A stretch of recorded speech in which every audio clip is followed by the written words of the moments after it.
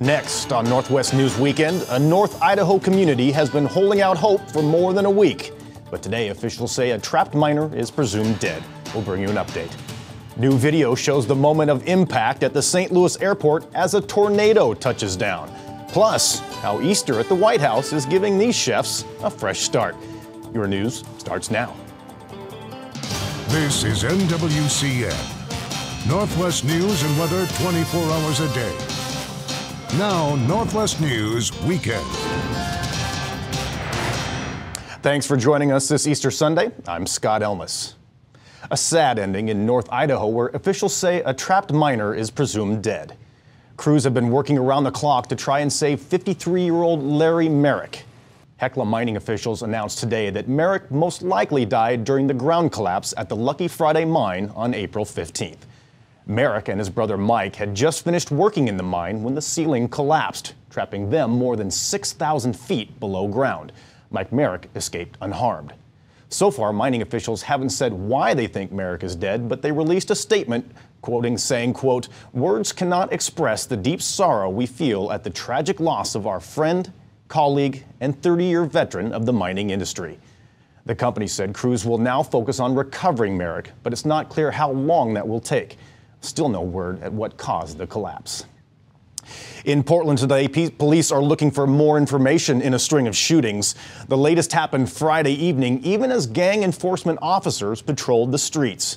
Witnesses say a 16-year-old walking near Southeast 84th and Foster was there when a car pulled up and someone from the car fired. The teen was shot in the arm and leg but is expected to recover. It followed a shooting Monday near Lloyd Center that killed a 14-year-old and another Thursday, which sent a bullet flying through a TriMet bus. If you have any information on any of those shootings, call Portland Police. The University of Washington plans to officially announce its next president tomorrow. The Seattle Times is reporting that Michael Young will be UW's next top dog. The 61-year-old has served as the president at the University of Utah since 2004. He's also a graduate of Brigham Young University and Harvard Law School. Former UW president Mark Emmert stepped down last summer to become president of the NCAA. Japan will send nearly 25,000 soldiers backed by boats and aircraft into its disaster zone for an intensive land and sea mission to recover bodies.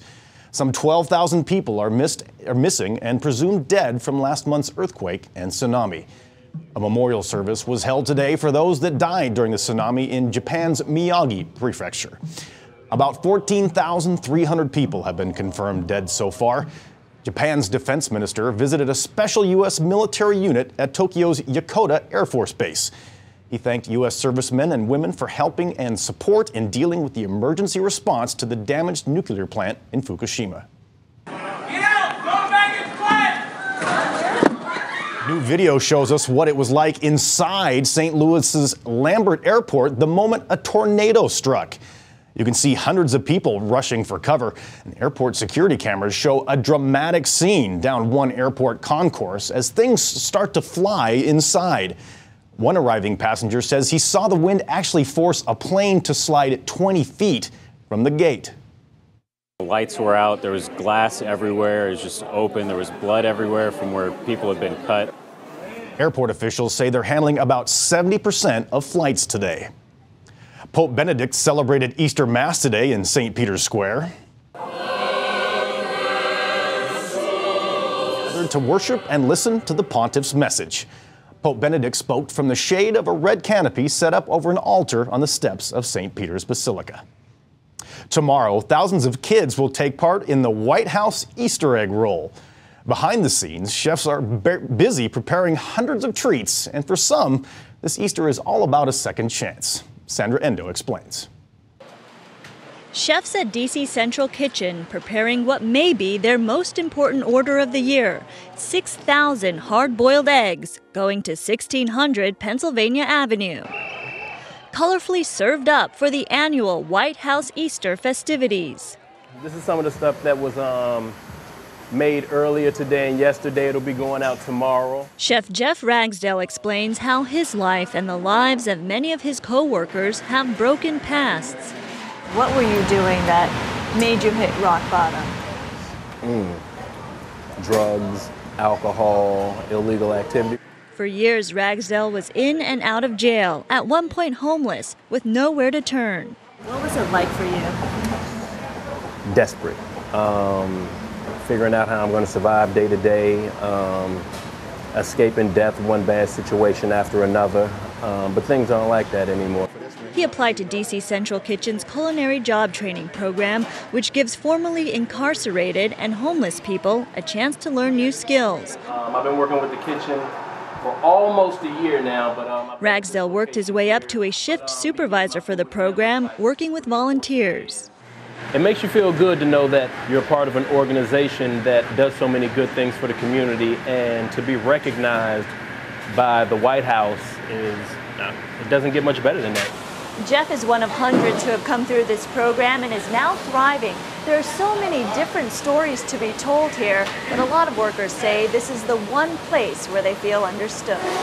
There's a lot of people who would like some training, but we really look at ex-offenders, men and women who are in substance abuse recovery, and we found the ones that we screen and get to the beginning stage of the program are really ready to change their lives. This is a life-changing program. It's not just a culinary job training program.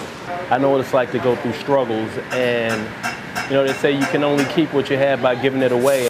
Giving away some Easter spirit, just a little example of their rebirth. Sandra Endo, CNN, Washington. Well, they're tiny, neon, covered in sugar, and a staple of any Easter basket. We're, of course, talking about Peeps. The popular chick-shaped marshmallow treats are out in full force at this time of year. And the family-owned business called Just Born has even opened a Peeps store and promotes their online sales with, get this, a Peepster Volkswagen. The company makes other popular candies too, like Mike and Ike's and hot tamales, but says the Easter treats are still their top seller. Well, last night's playoff game in Dallas is one Blazer fans will be talking about for a long time. Portland was down 23 points in the third quarter before pulling Brandon Roy off the bench to lead an incredible comeback. Roy surprised everybody and scored 18 points in the final 12 minutes, including the game-winning shot with only 49 seconds left on the clock. It was, it still just doesn't feel real yet, it was just an unbelievable game and the comeback. And, with everything I've been through this season, it just all kind of came into that moment, right there on the court when guys were just grabbing me and just, cheering me on. It was real special. The big win ties the best-of-7 series at 2 games apiece. The next game will be tomorrow night in Dallas. Well, still ahead, an early challenge for a veteran lawmaker who's looking to beat Oregon Congressman David Wu, and how the incumbent's recent behavior may be helping his competition. Plus, here's a look outside at dreary Seattle. Your 5-day forecast is next.